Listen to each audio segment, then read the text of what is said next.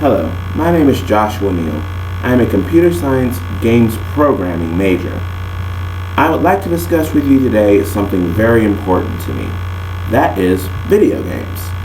More particularly though, the violence in video games and how people blame it for the violent acts of individuals.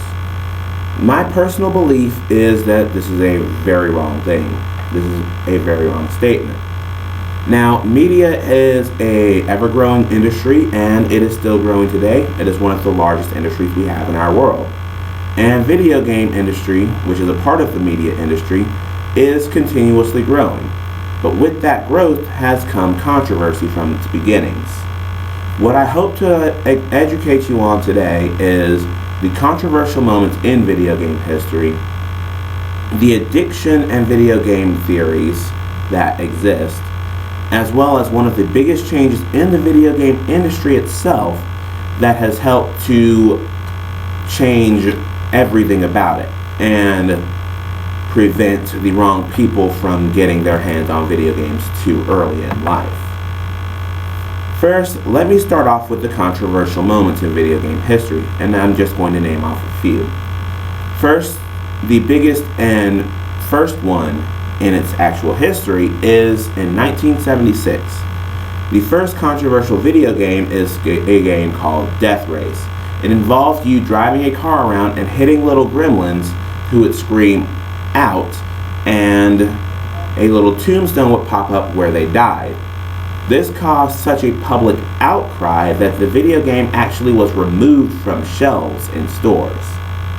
Next was out in 1993, and this is the game that many people have heard of, and it's the Mortal Kombat series. It featured realistic and lifelike violence for its time, and its public outcry was so great that it actually caused a few court cases, I believe. And yet it still remained on shelves and in arcades everywhere. It, along with two other video games out around that time, caused the creation of the ESRB, which I will go into later on. And finally, I will mention the GTA franchise in 1998. When GTA Grand Theft Auto was first released, its public outcry was huge due to the sensitive nature of the video game. In fact, the sensitive nature of it is so great that when Grand Theft Auto 3 was to be released around 9/11, they actually had to delay its release to go back into the game and change up a lot of things about it due to the events of 9/11 and how the game is played, of course. Next, let me go on to the video game addiction as well as the cultivation theory. First, let me define addiction. Addiction is a dependency upon any sort of substance, thing, or activity, like drug addiction, alcohol dependency, maybe even a food addiction or a sports addiction. Now, how does addiction relate to video games? That comes from the cultivation theory. The cultivation theory explains that the more one indulges into a media substance, the more that media affects their mentality, to the point that their mentality starts displaying that media into reality. Now, it's seen as violent video games could affect someone's mentality so greatly that their violent acts in the video games start to display out in media, into reality, I mean. And there is actually research that suggests that this could happen. But that research itself is actually very light. It's actually quite light and not at all strong enough to fully support this statement. There's also the overindulgence idea, that is overindulgence, well, is seen as culturally unacceptable. It's seen as wrong. And to me and to many others in terms of video games, that's just silly, because even though we overindulge in it, that overindulgence is because we enjoy it. There are people that overindulge in sports. There are people that overindulge in food.